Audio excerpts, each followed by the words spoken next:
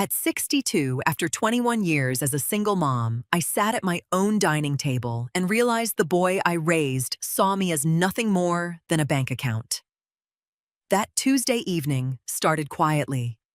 I spent the afternoon roasting a chicken with rosemary and potatoes the exact way my son David always loved it.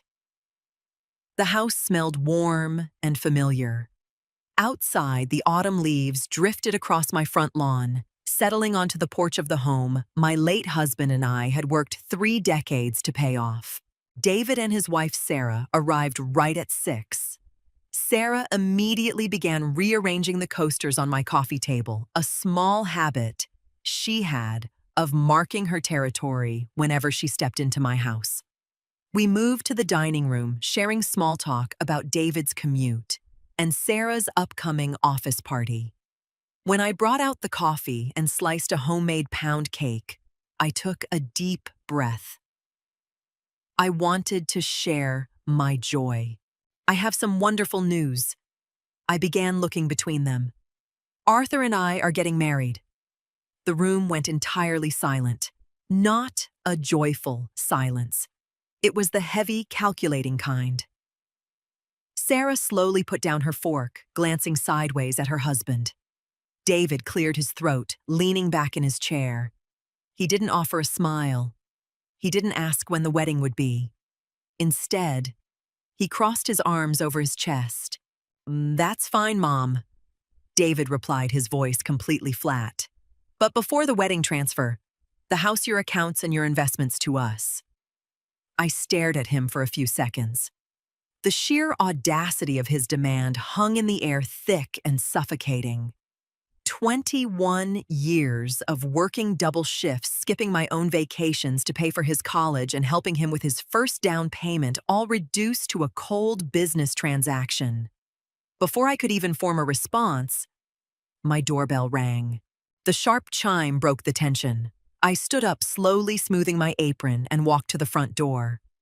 Standing on my porch was Gary, the local locksmith. He held a heavy toolbox and offered a polite nod. "Evening, Helen. Sorry, I'm a bit late." Gary apologized, wiping his boots on the mat. "Got held up on another job. Ready to swap out these deadbolts. Right on time, Gary." I smiled, stepping aside to let him in. David and Sarah had followed me into the hallway. Sarah frowned, crossing her arms. "What is going on? Why is there a locksmith here at 7 in the evening?" I didn't owe her an explanation, but I gave her a simple truth. "I'm updating the security around the house." For months, Sarah had been using her spare key to drop in unannounced. I would come home from grocery shopping to find my pantry reorganized or my late husband's vintage tools missing from the garage because David needed to borrow them. Indefinitely. Gary worked quickly, the sound of his drill echoing in the quiet house. Within 20 minutes, he replaced the front and back door locks, handing me a pair of shiny new silver keys. I paid him in cash and thanked him. Once the door clicked shut behind him, Sarah held out her hand, expecting the usual routine. "Well, go ahead and give David the new spare. We need access for emergencies." I looked at her outstretched hand, then down at the keys. I calmly dropped them into my deep apron pocket. "No," I replied smoothly. "You won't be needing a key anymore. If there is an emergency, you can knock." David's face turned bright red. "Mom, you can't be serious." "This is my childhood home. It is my home, David." I corrected him, keeping my voice steady. "And the locks stay with me." Dinner ended shortly after that. Nobody touched the rest of the pound cake. Sarah grabbed her purse in a huff, whispering sharply to David as they marched out the front door. I locked the new deadbolt behind them, listening to the satisfying, heavy click. The house felt empty, but for the first time in years, it didn't feel lonely. It felt entirely mine. I walked into the kitchen, wrapped the leftover chicken, and washed the dishes. My hands moved steadily in the warm, soapy water. I wasn't going to cry. I had done my crying 20 years ago when I had to figure out how to raise a teenager on a single income. Drying my hands, I walked into the study and opened my laptop. I logged into my banking portal. For years, I had allowed certain auto drafts to pull from my checking account. It started when David was in college and just never stopped. $120 a month for his and Sarah's cell phone plan. $150 for their car insurance. It was just easier to keep paying it than to listen to them complain about money being tight, especially when they always seemed to have enough for weekend getaways. Transfer everything to us, I whispered to myself, remembering his cold demand. I clicked on the recurring payments tab. Cancel, autopay, confirm. Cancel, autopay, confirm. In less than 3 minutes, I severed the financial pipeline. I didn't send a warning text. I didn't write a long emotional email explaining my feelings. They wanted me to secure my finances before my marriage to Arthur, and I was doing exactly that. I closed the laptop, turned off the study light, and went to bed, feeling lighter than I had in a decade. Tomorrow, their payments would bounce. The next morning, I sat on my back patio with a hot cup of black tea, watching the robins gather near the bird feeder. The autumn air was crisp, biting slightly at my cheeks. At exactly 9:15 a.m., my cell phone started buzzing on the glass table. David's name flashed on the screen. I took another slow sip of tea before answering. "Hello, David." "Mom, what did you do?" His voice was frantic, lacking any of the cold authority he had tried to project the night before. "My car insurance just sent a cancellation warning and Sarah got a text from the phone carrier. The payments declined." "They didn't decline," I answered mildly. "I canceled the recurring drafts. You'll need to set them up with your own debit card." "Without telling us," David raised his voice, "Sarah is furious. You can't just cut us off because you're mad about last night." I set my mug down. "I am not mad, David. But you reminded me yesterday that I need to be responsible with my assets before I remarry. Paying the bills for a 30-year-old married man is not responsible." I could hear Sarah muttering something sharply in the background. David's tone shifted, trying to sound reasonable. "Look, Mom, we just want to protect you. Arthur doesn't have a house like yours. What if he takes advantage of you? Arthur has a steady pension and treats me with respect," I countered.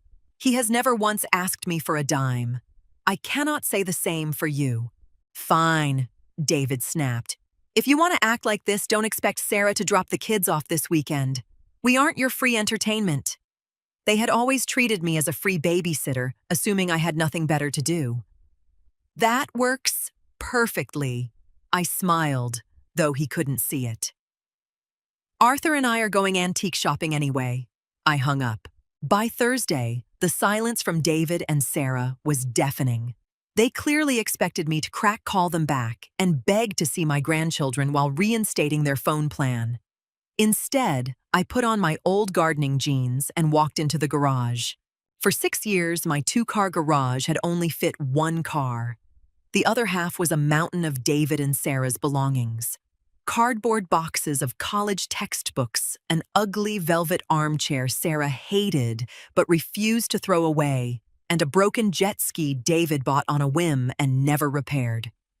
They used my home as their personal rent-free storage unit. Around noon, Arthur pulled into the driveway in his reliable old Ford pickup. He stepped out, handing me a fresh iced coffee. "Ready to do some heavy lifting?" "Helen." He grinned, rolling up his flannel sleeves. "More than ready."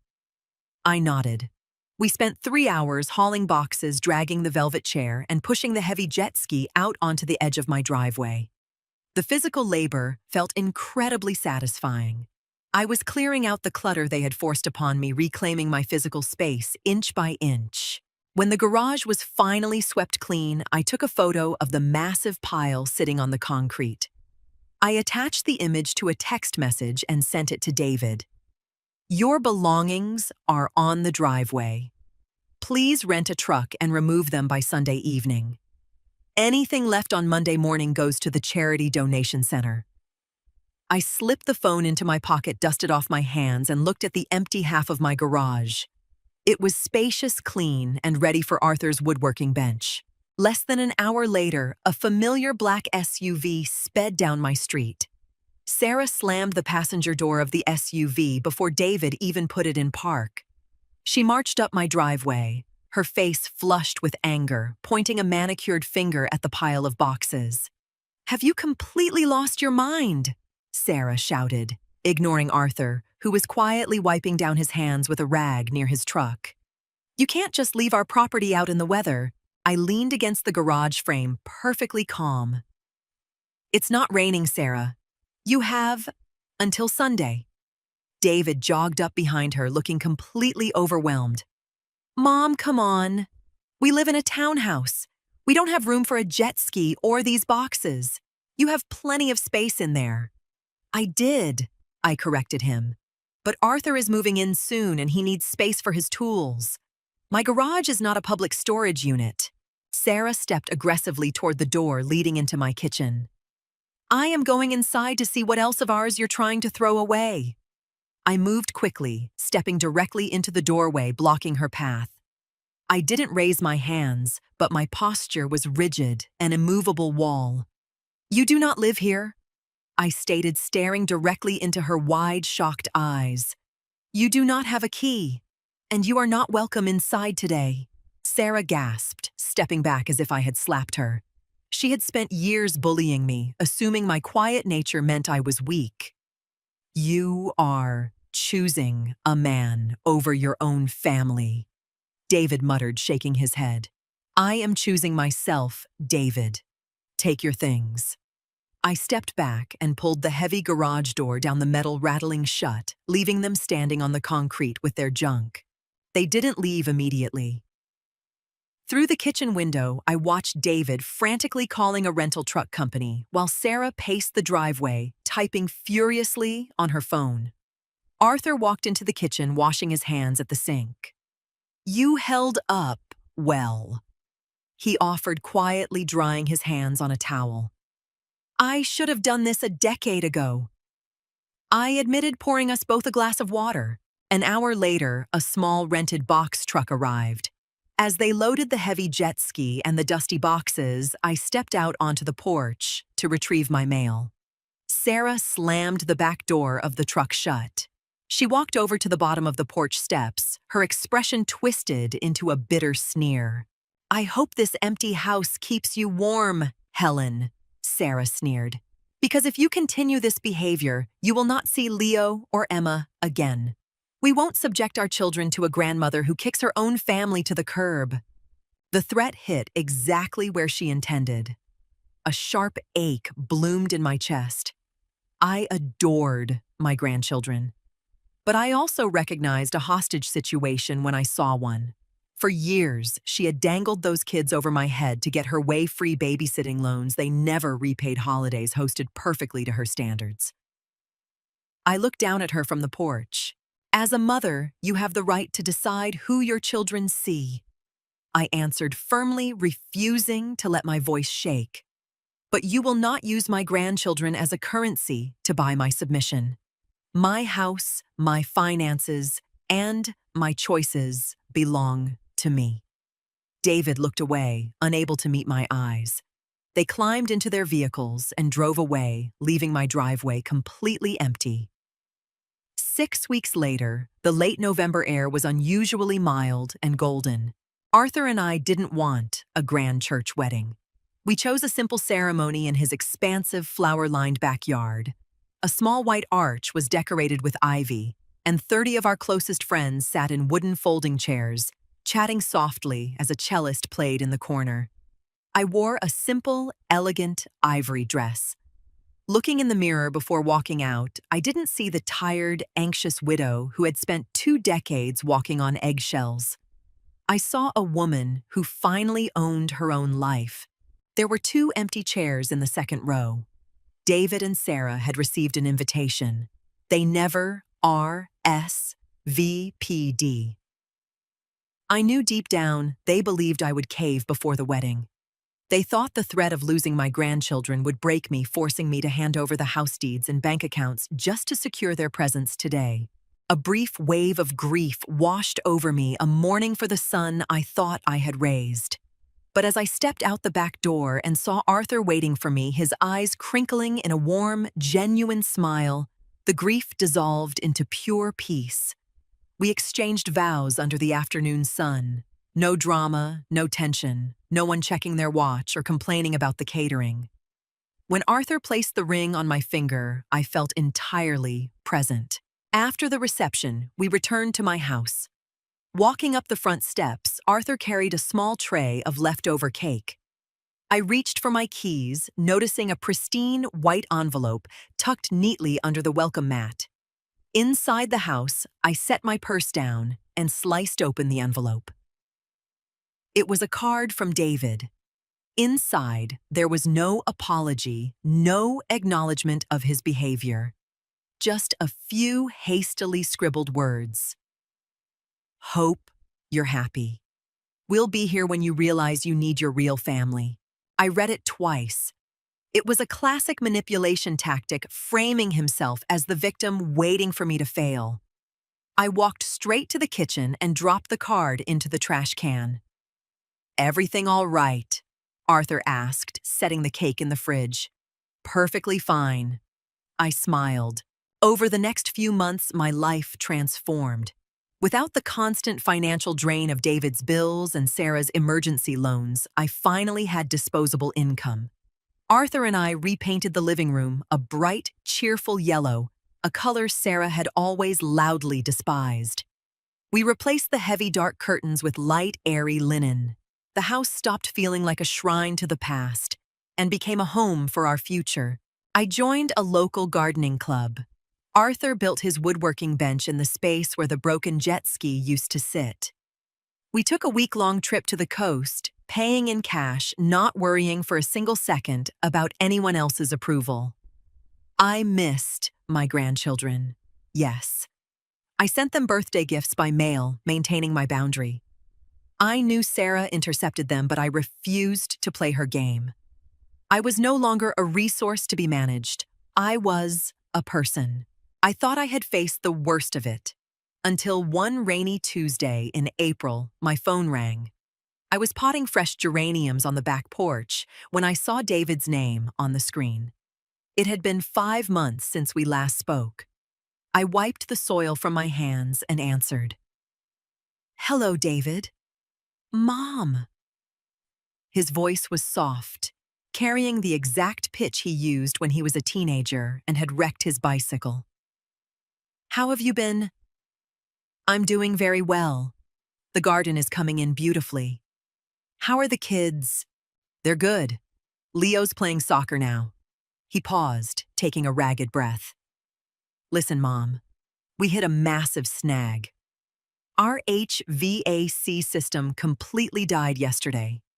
The house is freezing and the repair guy says it's a total replacement. $6,000. I leaned back against the wooden railing.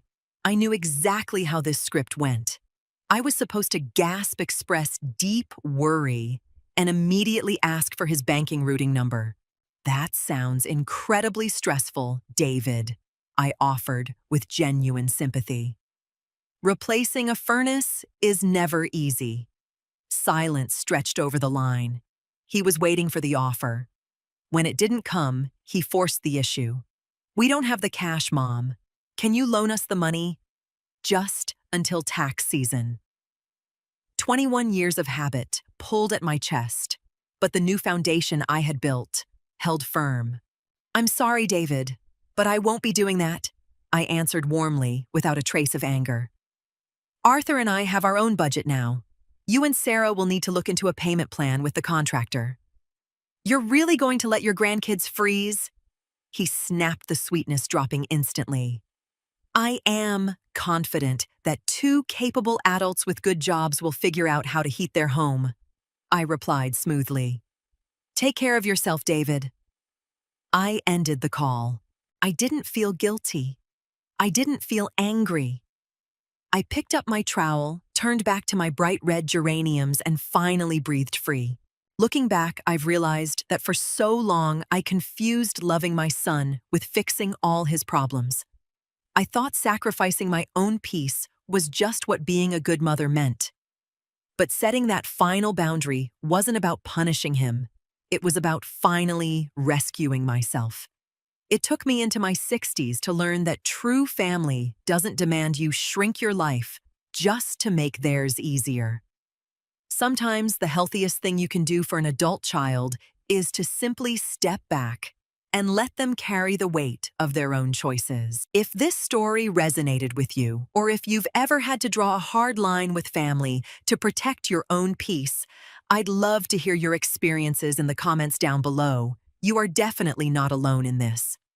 And if you enjoyed today's story, please hit that subscribe button and give this video a like so we can keep growing this amazing community. Thank you so much for listening, and I'll see you in the next one.